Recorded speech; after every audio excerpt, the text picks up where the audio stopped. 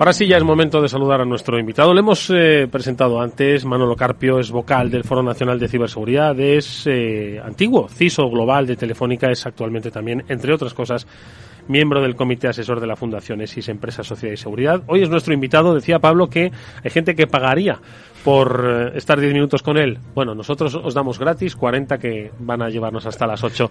Manolo Carpio, buenas tardes, bienvenido. Buenas tardes, Eduardo. Buenas tardes, Pablo, amigo. Buenas tardes, Mónica. ¿Qué grado de leyenda tiene nuestro amigo, Pablo?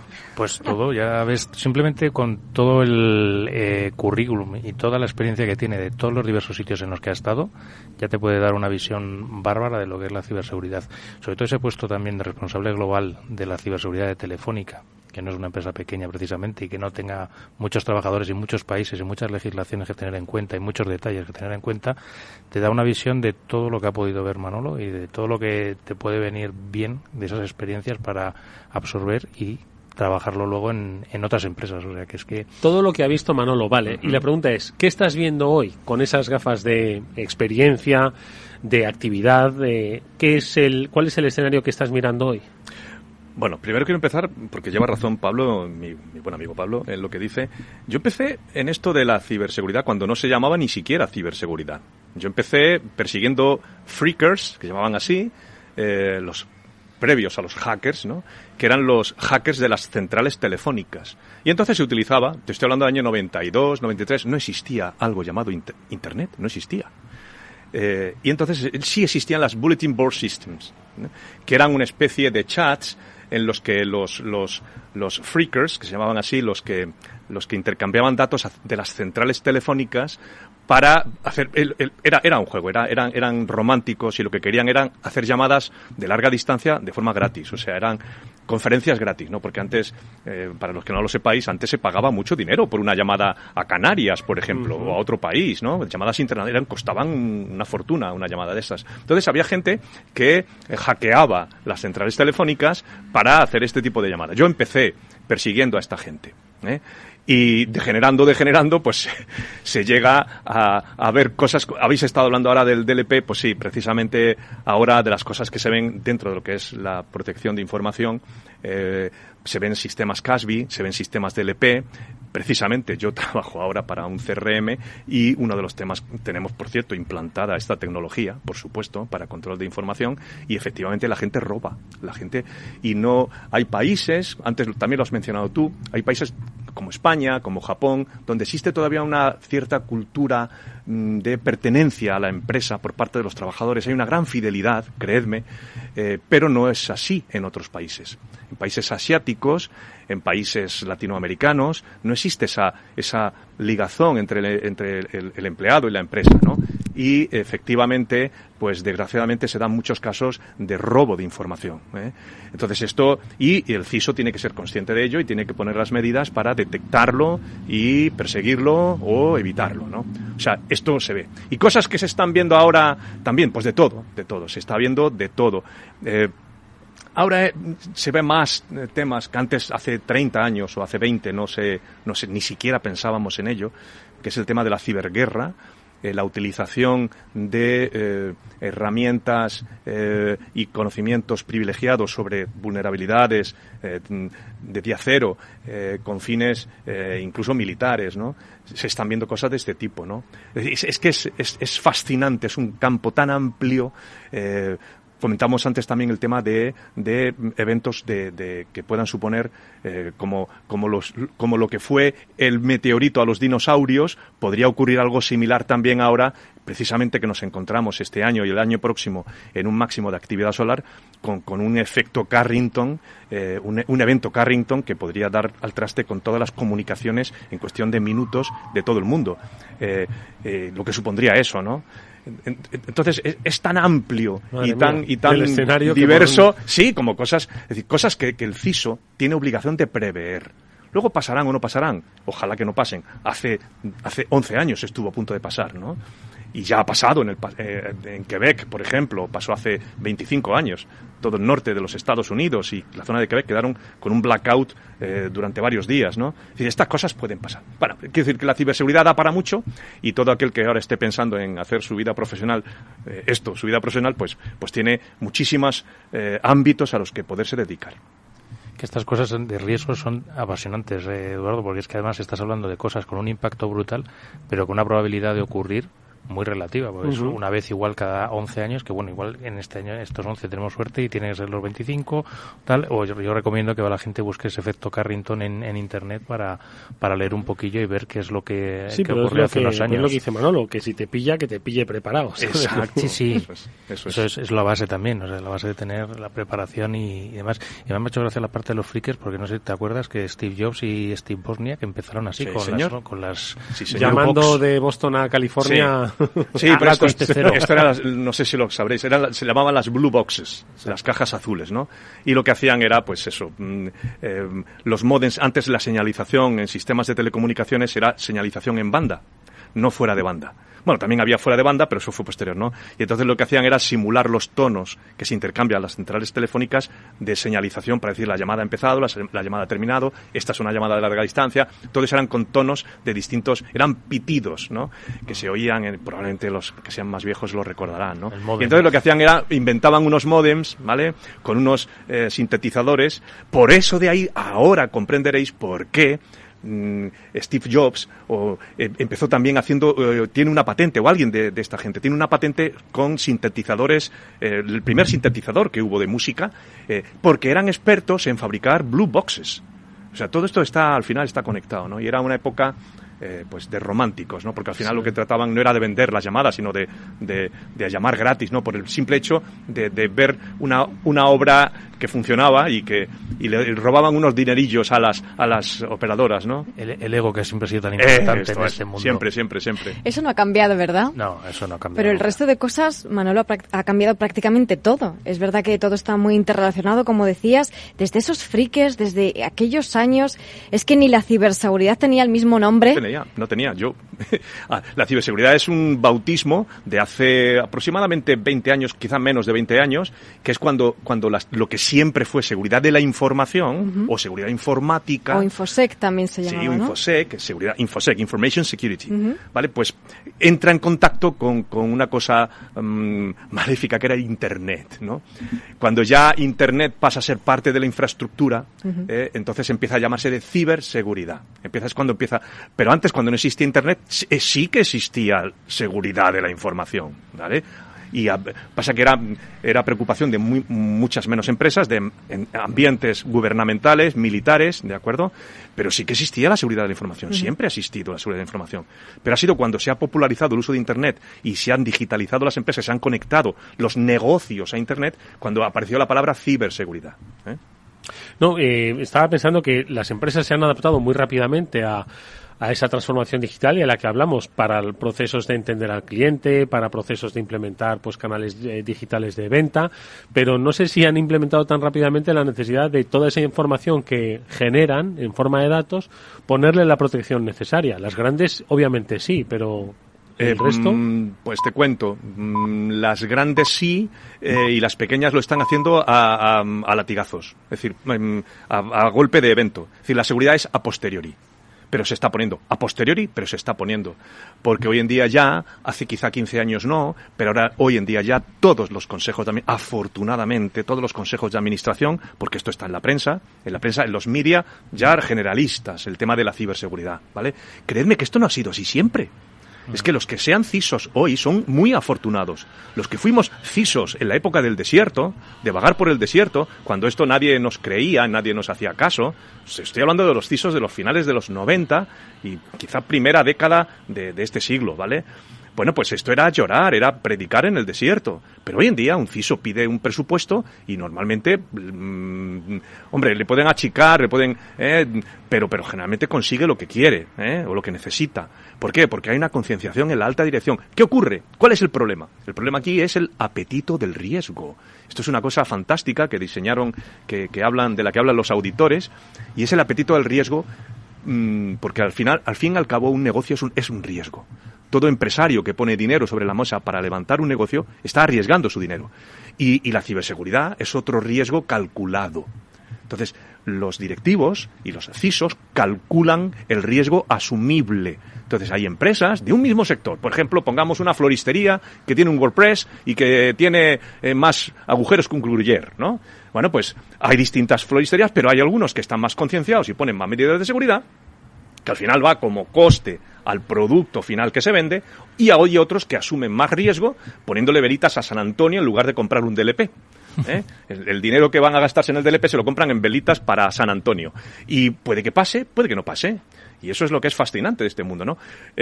¿No pasa? Pues bueno, y asumen ese riesgo. Se llama apetito al riesgo. Y esto es una cosa que los auditores conocemos muy bien, auditores del sistema, y que se pregunta. De hecho, en los Estados Unidos tiene que haber una declaración de cuál es el apetito al riesgo de las empresas, ¿no? Para que los accionistas lo sepan.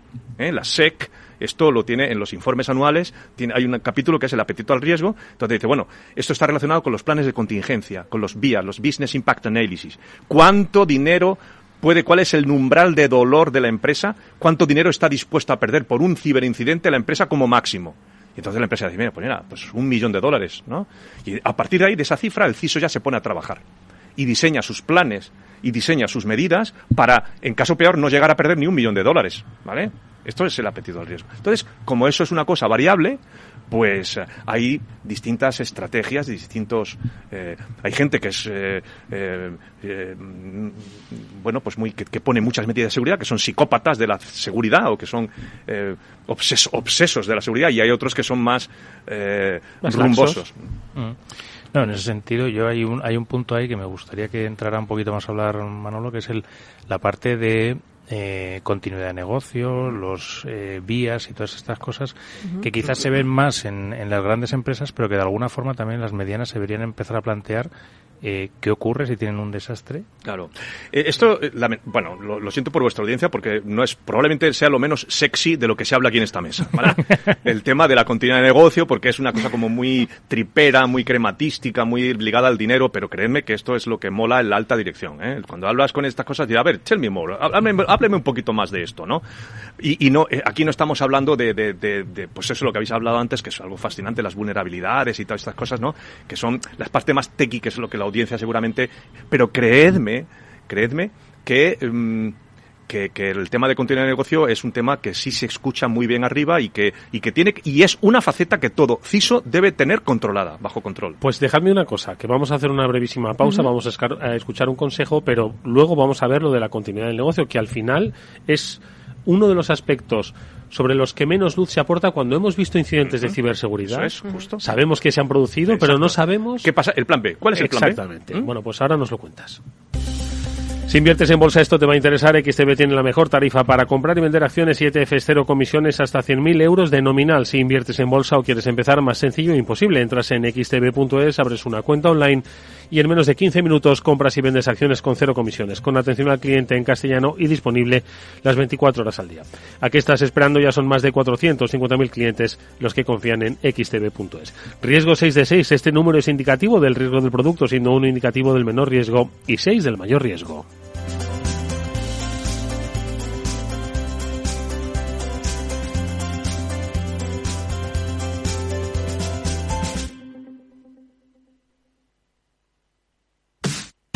Los viernes en Capital Radio te proponemos descubrir y comprender las estrategias de empresas con éxito que servirán de inspiración y ejemplo para la tuya. Escucha Metaempresas, un programa presentado por Andrés Arenas con la presencia y los consejos de expertos en distintas áreas y profesores de reconocida trayectoria.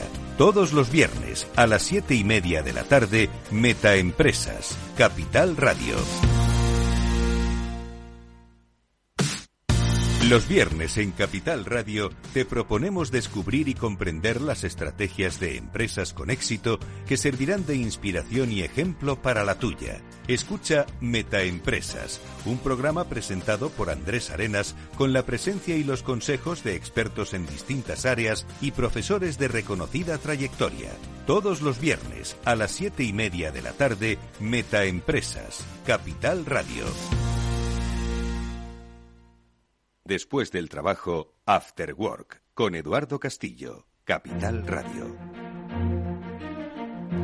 Estamos aquí con Manolo Carpio, está hablándonos de ciberseguridad, de esa visión, esa evolución, ¿no?, del pasado presente y de cómo uno de los aspectos que no ha cambiado es el de mantener la continuidad del negocio. Las amenazas evolucionan, pero la necesidad de mantener la operatividad de las empresas, esa siempre se ha tenido. Y de continuidad queríamos hablar porque comentamos que aquí muchas veces hemos hablado de ataques a empresas que se han producido, empresas españolas también, o instituciones españolas, como el ataque al SEPE, ¿os acordáis?, ¿no? Al final eso supone una irrupción, interrupción, paralización. Entiendo que hay diferentes grados, pero al final nunca hemos llegado a saber el detalle de cómo se ha dado continuidad a servicios, negocios importantes. O cómo no se les ha dado. O no se les ha dado. O cómo las cosas han vuelto a la normalidad a golpes, ¿no? A golpes y corriendo como pollo sin cabeza por los pasillos y al borde del ataque de nervios, ¿no? Esto yo lo he vivido y esto, todo CISO que se precie de ser CISO debería estar preparado para una situación de estas, de crisis, de una crisis de esta naturaleza, en la que falla, y además de forma inopinada, de forma que cuando menos te lo esperas, ¿no? Y falla todo y hasta que primero eres capaz de diagnosticar qué es lo que está pasando. Y puede ser cualquier cosa, pero puede ser desde un fallo hardware que no es habitual a un sabotaje o un ataque coordinado, que eso es ya una cosa mucho más seria. Entonces tienes que tener todas las herramientas de todo tipo, organizativas, tecnológicas, de todo tipo, para poder recuperar el negocio en el menor tiempo posible, de la manera más eficiente posible. Y esos dos conceptos, en el menor tiempo posible, RTO, Recovery Time Objective, objetivo de recuperación de negocio, y de la forma más eficiente posible, es decir, con el VIA, es decir, teniendo los umbrales definidos de decir qué cosa te puede gastar, ¿no?, para recuperar el negocio. Eso es lo que tiene que presidir el diseño de un plan de continuidad, o plan de contingencias. Porque, importante para la audiencia, hay que distinguir entre lo que es el plan de contingencias informático del plan de continuidad del negocio, ¿de acuerdo? A vosotros, quizá, a la audiencia, lo que más os interesa es lo primero, el plan de contingencias informático.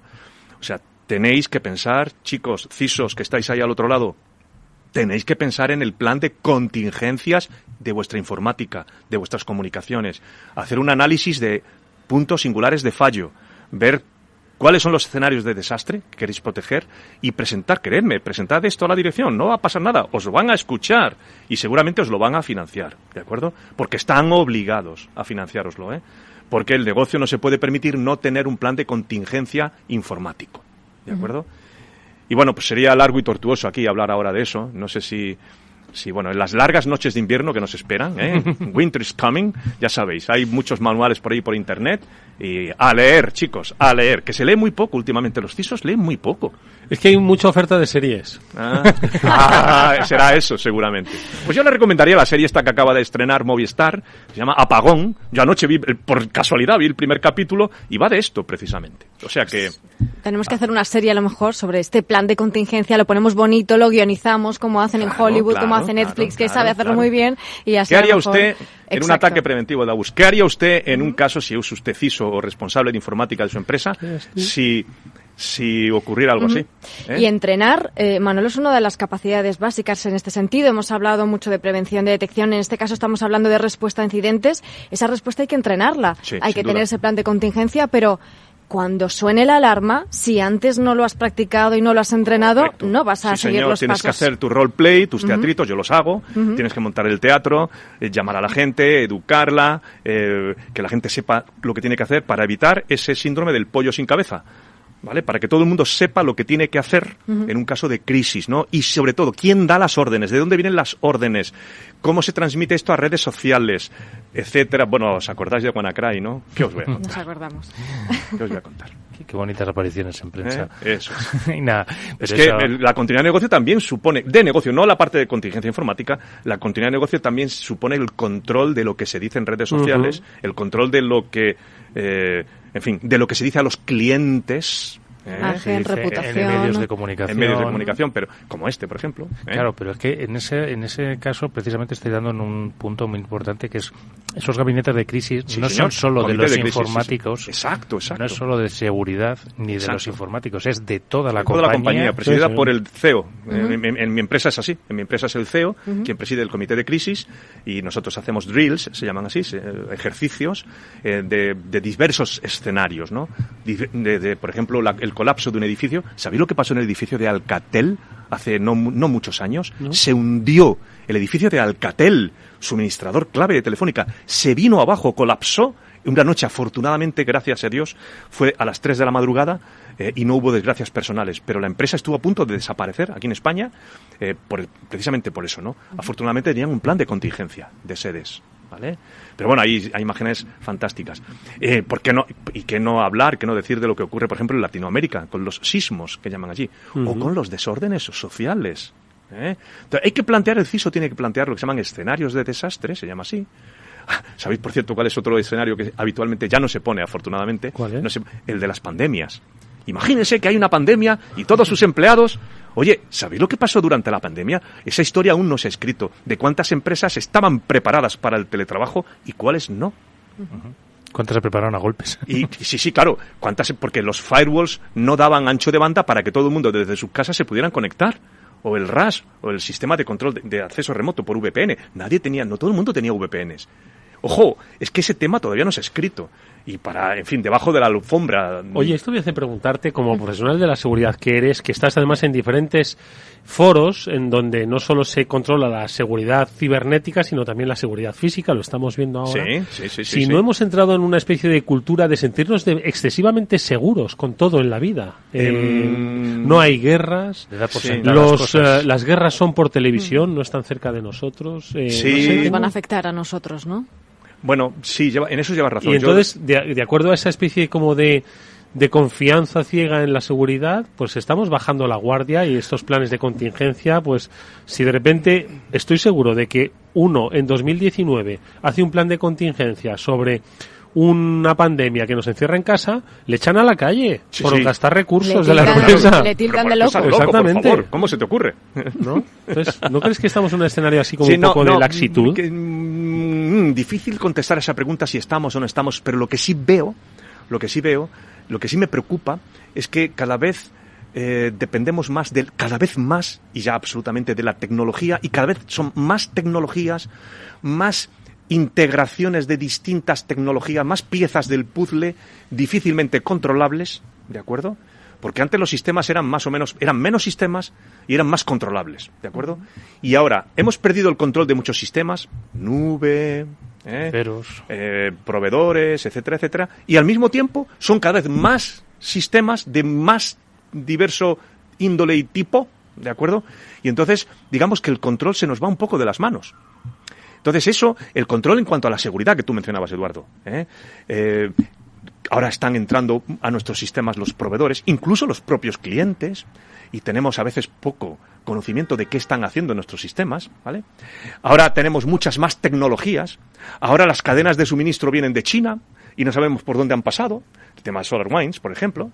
Entonces, a eso me refiero, eso es lo que más me preocupa, no de que tengamos más o menos sensación de seguridad, sino el hecho de que se ha incrementado enormemente la complejidad para el CISO, la complejidad del entorno de control, ¿de acuerdo?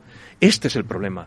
Y entonces el CISO, pues antes era un redil, antes era una cerca, y todo, las ovejas estaban dentro, eran tus sistemas, todo era on-site, estaba dentro de un mismo edificio, y había unas fronteras físicas incluso, y organizativas, que el CISO controlaba muy bien. Os estoy hablando de hace 15, 20 años.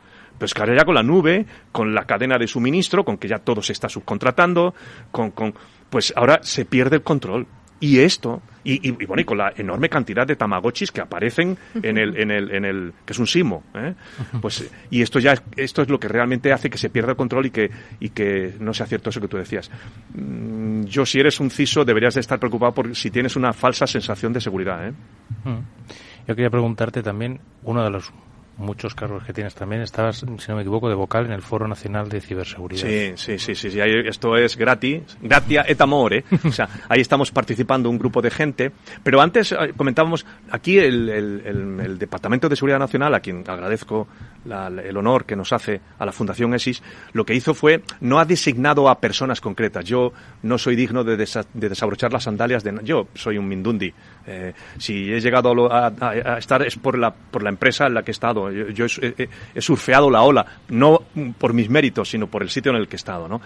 El Departamento de Seguridad Nacional, cuando creó, por cierto, deberíais echar un vistazo al tema del Foro Nacional de Seguridad, porque es un ejercicio pionero a nivel mundial en el que se están fijando, y el general Ballesteros así tiene a gala reconocerlo, y chapó, me quito el sombrero por él, por mis amigos del Departamento de Seguridad Nacional. Es una figura de mérito y de lo que podemos estar orgullosos. Esto en otros países como Francia, como Estados Unidos, están intentándolo ahora montar, ¿verdad? No es un tema pacífico, porque hay muchas rencillas entre el sector público y privado. El foro es el centro, el núcleo de colaboración público-privada en ciberseguridad en España, ¿vale? Hoy, incontestable, es así. Es el foro de colaboración público-privada. Y el general Ballesteros y el Departamento de Seguridad Nacional lo que hicieron fue designar a un grupo de ONGs, fundaciones y organizaciones sin ánimo de lucro para incorporarse al foro. En el foro no participan empresas per se. No está Telefónica, no está Oracle, o no está, en fin, o sea, no hay empresas. No, están asociaciones, think tanks y organizaciones empresariales, ¿vale? Y todos abogamos a través de sus representantes. Yo soy uno de ellos, yo represento a la Fundación ESIS en este caso, ¿no? Y bueno, lo que hacemos es, de forma absolutamente altruista y gratuita, poner nuestros conocimientos, experiencias al servicio de la mejor defensa nacional, en este caso, ¿no? Y bueno, dirigidos por supuesto participa el Centro Criptológico Nacional, INCIBE, la Agencia Española de Protección de Datos y todos los organismos, el mando de conjunto de ciberdefensa, de ciberespacio, perdón, todos están ahí, todos estamos ahí, y del sector privado, ya digo, también está la academia, están las universidades y algunos miembros que procedemos del sector privado representando a nuestras organizaciones ONGs y, por supuesto, palmando dinero y palmando tiempo y a mucha honra, y lo hacemos encantados, ¿eh? Y hay cosas muy interesantes que ya iréis viendo, porque se irán desgranando como consecuencia de la Estrategia Nacional de Ciberseguridad y de las acciones que se prevén en ella, de mucho tipo. Yo, por ejemplo, he estado encargado de coordinar el subgrupo de trabajo 6 dentro del grupo de trabajo 2, tengo que decirlo, del talento. Y permanezcan atentos a sus pantallas y en este caso a su dial en Capital Radio, porque vienen grandes noticias en relación con el fomento, la atracción y la retención del talento. El talento en ciberseguridad en España, que hace falta mucho. Sí, el foro tiene varios grupos de trabajo. Este es uno de ellos.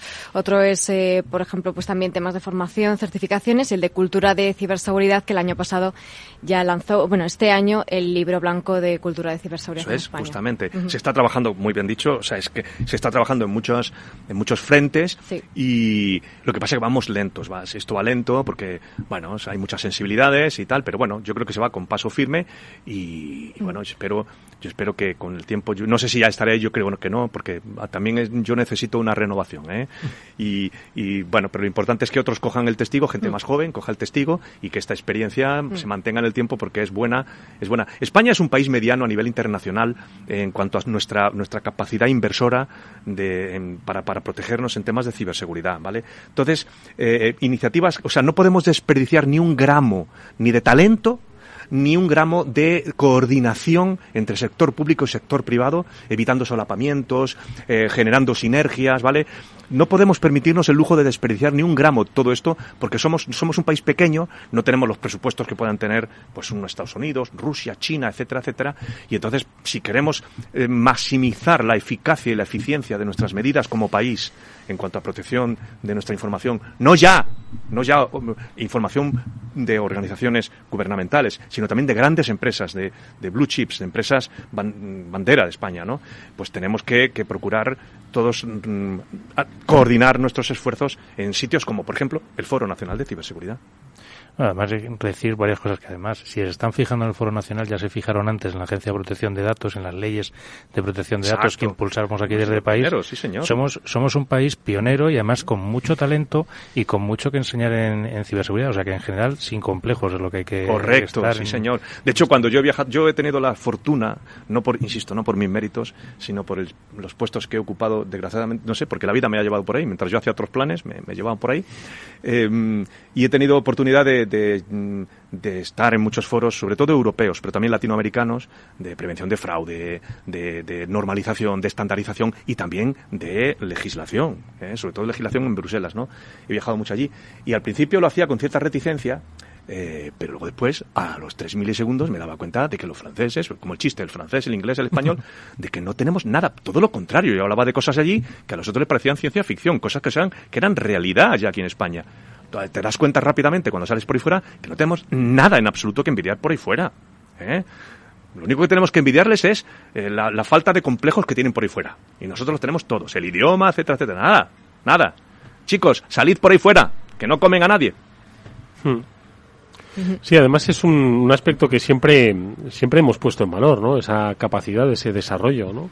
Pero que de alguna forma obliga, por otro lado, a tener una interconexión con el resto de los países. Ya no digo a través de las alianzas atlánticas, ¿no? Para la defensa, sino, en fin, esos foros, ¿no? En los que debemos estar, ya no solo para compartir información, sino porque al final estamos interconectados unos con otros y estoy seguro de que si se produce un gran apagón en Francia, España no va a pasar desapercibido, obviamente. En absoluto. Sí, existen foros, de hecho existen foros conocidos, o digamos públicos, y otros, no voy a decir secretos, pero sí discretos. Existen foros informales donde CISOs, por ejemplo, y yo puedo hablar porque yo creo que ya prescrito, existen foros, digamos, discretos en los que los CISOs nos hablamos y nos comunicamos cosas que son de interés importante para estratégico y táctico, para grandes empresas, para organizaciones, y eso existe. Pero,